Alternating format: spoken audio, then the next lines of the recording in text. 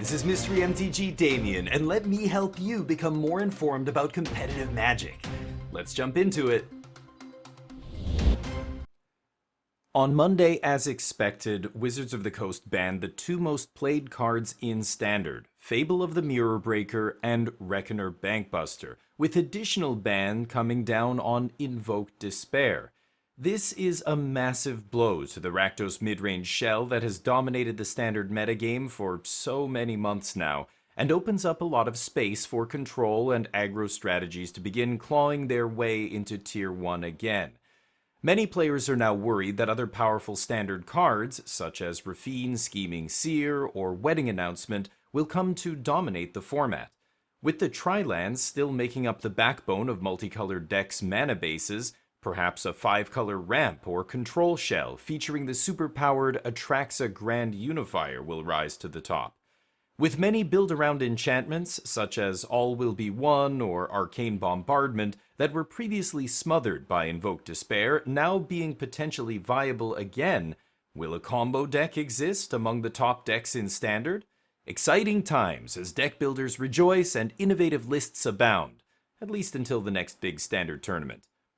In the spirit of the bans, instead of going over the top Standard decks from the weekend's tournament, which will completely change this coming week, we will cover a few potential post-ban lists to give you some inspiration for the new Standard metagame. Mono Red Aggro.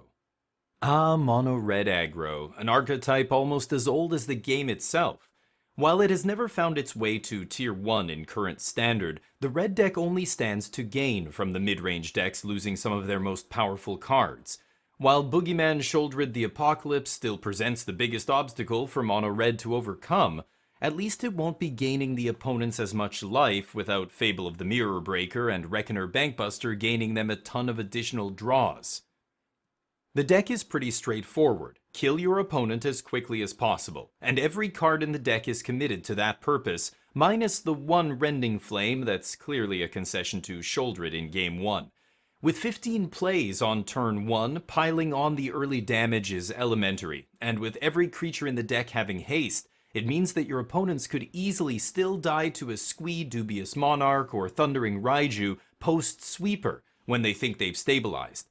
Furnace Punisher is a sweet new addition from March of the Machine with solid stats and a static ability that really does punish 3 to 5 color mana bases, giving the red deck additional reach if the opponent stabilizes behind a wall of blockers. With the ability to go big out of the sideboard with Koth, Fire of Resistance against control decks, as well as additional answers to large 4 and 5 toughness creatures, the Mono Red Aggro deck may be a force to be reckoned with in the post-ban Standard format. Selesnya Enchantments. The Selesnya Enchantments deck has waxed and waned in Standard since the last rotation, with it seeing almost no play during the regional qualifier season that just finished a few weeks ago. However, things are looking up for the deck as it picked up a powerful new tool from March of the Machine Aftermath in Calyx, Guided by Fate. Calyx rewards what the deck is already doing, playing a ton of enchantments to pump up its creatures and steamroll the opponent. This is a very aggressive deck, running only 21 lands, with a playset of Commune with Spirits to make sure it can find more land as needed, 4 Audacity, which works very well with Calyx's second ability, as well as Michiko's Reign of Truth, which can make for some huge swings out of nowhere to kill an unsuspecting player. With everything in the deck costing 3 mana or less, and Jukai Naturalist making things even cheaper, Selesnya Enchantments can often play multiple spells in the early turns, snowballing rapidly out of control, especially when you hit the single copy of Aftermath card, Ozolith the Shattered Spire, to really accelerate things. With excellent and synergistic removal spell Ossification to interact with the opponent, and enchantments in general only getting better after the Invoke Despair ban, the Selesnya Enchantments deck seems well positioned to cement its place in Tier 1 of the new Standard format. ESPER Control. Now for a personal favorite deck that I've been tuning for this post-Fable world, ESPER Control. With Fable of the Mirror Breaker gone, control decks now have some breathing room to implement a slower game plan, and this ESPER list is doing just that. Running the best cheap black spot removal spells in Cut Down and Go for the Throat, as well as counter spells like Make Disappear and Dissipate, it's a trivial matter to kill or counter what your opponent is doing in the early game in order to get to its powerful mid-game, where leaving up the Wandering Emperor and or Memory Deluge on your opponent's turn puts them in a tough spot. Wedding Announcement is another key card in the deck, providing blockers while buying you time to set up or pressuring other planeswalkers and or drawing cards. If the opponent overextends into a sweeper like Sunfall or Farewell, it's often game over, and if they don't, their threats get picked off by spot removal or counter magic. Voidrend is an MVP here against non-creature threats and ward creatures or powerful sideboard cards from your opponents like Tyrannex Rex.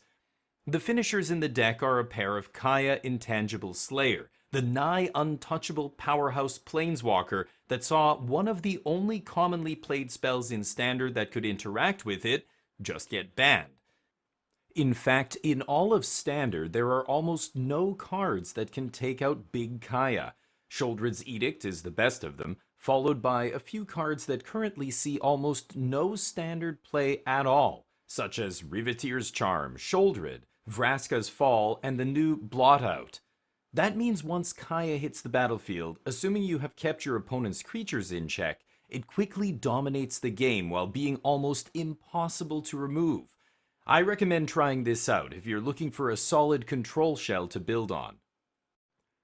5-color Battle Control. Now for the spice. This is a wild deck that I've been tuning and played to Mythic on the arena ranked ladder several times.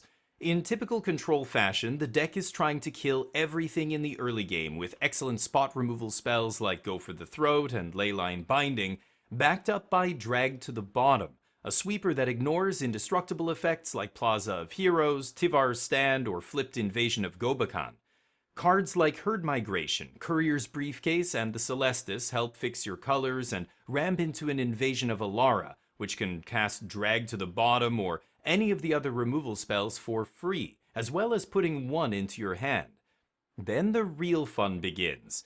With Herd Migration in the graveyard from being cycled earlier, and an Invasion of Alara in play, any Cemetery Desecrator that enters the battlefield can exile Herd Migration to take 7 counters off of Invasion of Alara in order to flip it immediately. And let me tell you, if you've ever flipped an Invasion of Alara, you know it's game ending almost immediately. Drawing cards, killing the opponent's best permanent, putting a second copy of Cemetery Desecrator onto the board and killing another of your opponent's creatures or planeswalkers, then pumping up one of your Desecrators to a 7/7 so that it doesn't die to future Drag to the Bottoms, feels incredible. Atraxa Grand Unifier also makes an appearance here as another huge bomb in the late game, which often finds 6 cards on average in this deck due to the additional card types it can pick up in the battles and the singleton Kaya Intangible Slayer. If you're looking for something spicy and unique to try in this brave new Standard world, and you have the wild cards to burn on Arena, I'd strongly recommend taking this wild deck for a spin.